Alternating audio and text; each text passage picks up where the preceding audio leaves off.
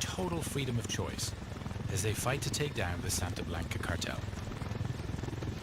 A few months ago at E3, our 4 ghosts raided a camp to extract El Pozzolero, a buchon of the Santa Blanca cartel. Today, we want to show you another way to play the same mission, taking a stealth approach and using the cover of night to our advantage.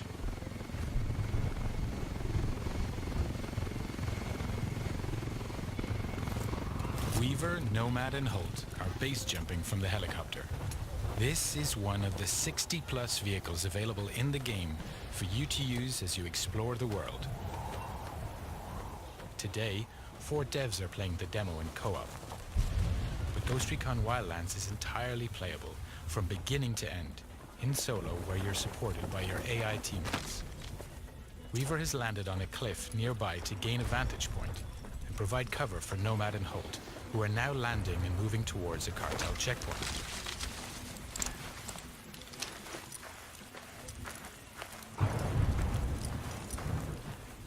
All 4 ghosts are now on the ground.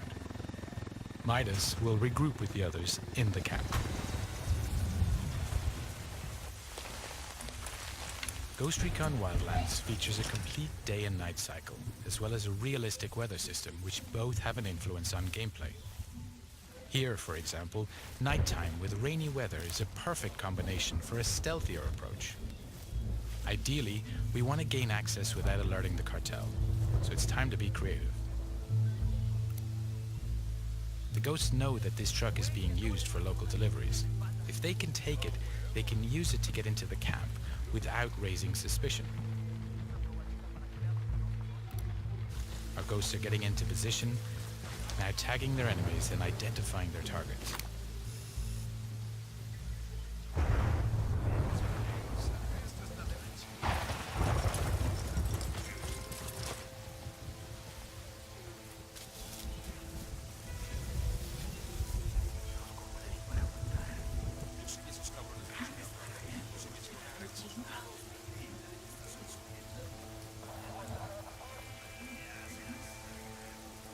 Midas is now using the sync shot feature to assign targets to his teammates.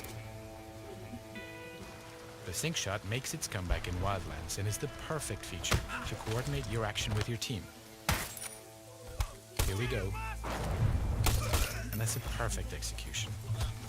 Playing solo, you'll be able to issue simple orders to your AI teammates to achieve the same deadly result. Now Nomad and Holt are going to use the truck to get into the camp without being detected.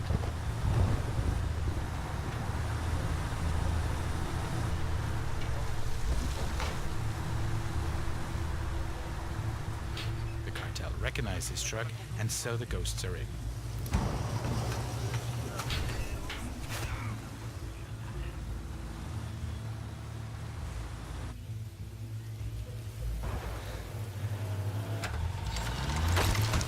Holt has jumped out of the truck and is preparing a possible exit strategy by placing some C4. Landmines, frag, flash and diversion grenades will also give you the explosive edge and help create diversions. With more than 50 weapons available in the game that you're able to use and customize with hundreds of different attachments, it's up to you to choose the right weapon for the job. Each of them has its own ballistics model with piercing, dispersion, and bullet drop.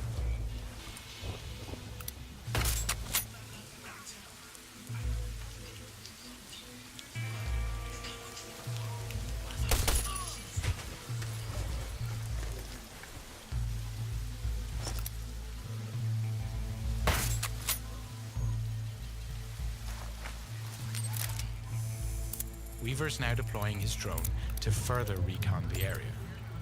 He switched to thermal vision to easily detect local targets. Other special upgrades can be added to the drone too, including an EMP pulse that deactivates electronics, a noise generator, or high explosives.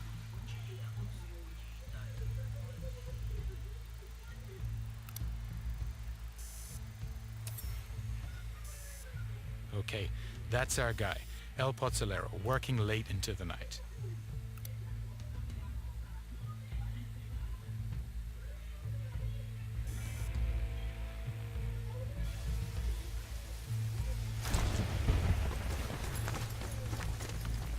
Now that we have his exact location, Nomad is going to park the truck near to the target.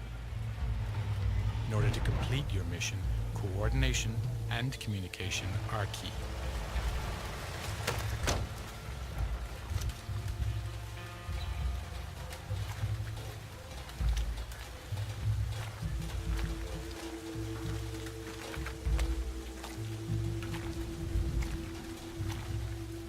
Nomad is now in position, waiting for the right moment to grab the target.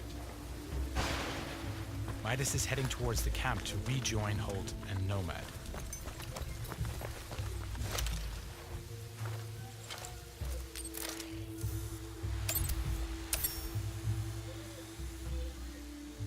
Weaver has located the camp generator with his drone.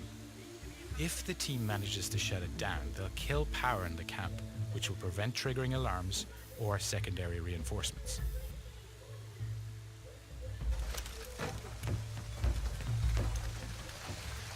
Midas is now making his way into the camp, avoiding the patrols en route to the generator.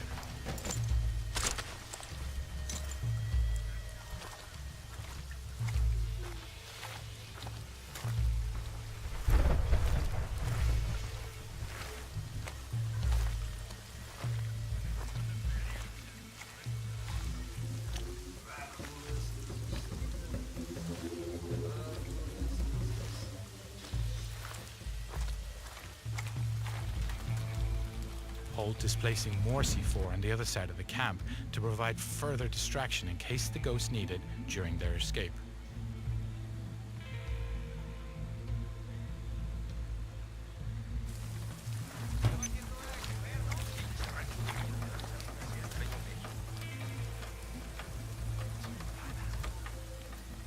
The diversion grenade is another great tool that can be used to distract enemies.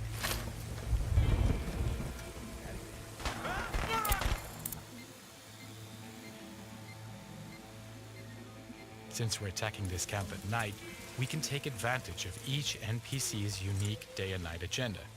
For example, this soldier here is taking a rest.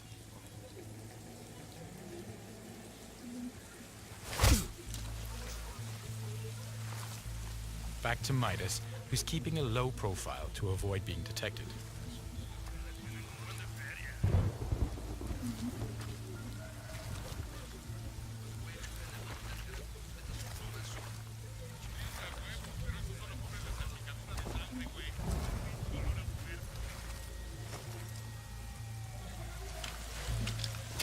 Holt is making his way towards Nomad and El Pozolero's location.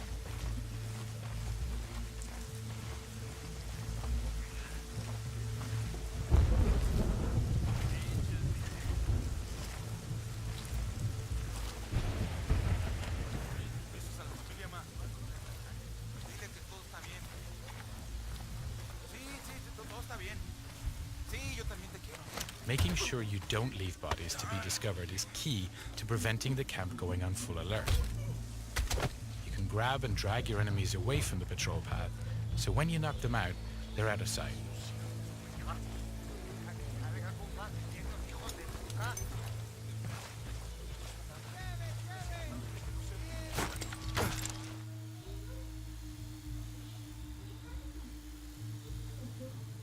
Midas is climbing between the camp buildings to reach a better position.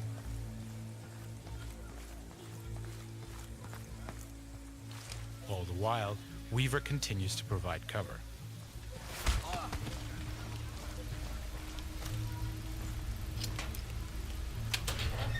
Having reached the generator, Midas can disable it to kill the lights throughout the camp.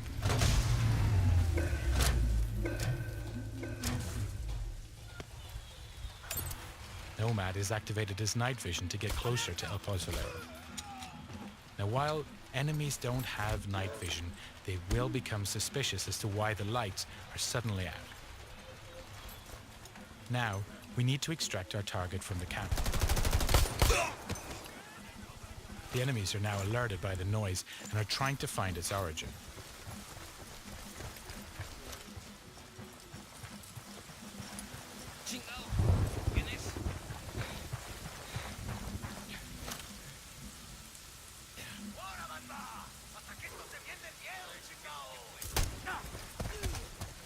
Colt is passing a rebel prison cage. The rebels are another faction in the game. They have their own conflict with the Santa Blanca, so they'll spontaneously engage whenever they get the chance.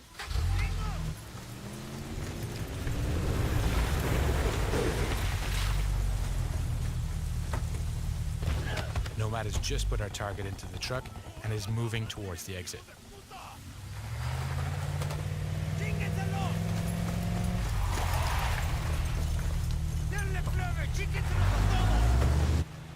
Weaver is liberating another group of rebels. This camp is now erupting into a full gunfight between the rebels and the Santa Blanca. And to provide further disruption, we blow that C4 we placed earlier.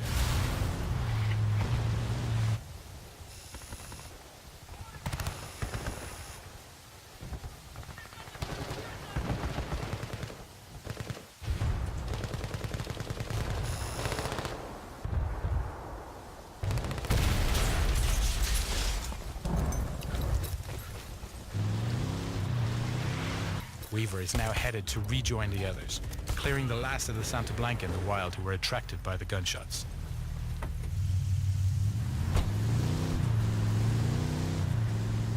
So now with El Pozolero in our custody, we're going to deliver him to our rally point and learn key information about the cartel and his bosses.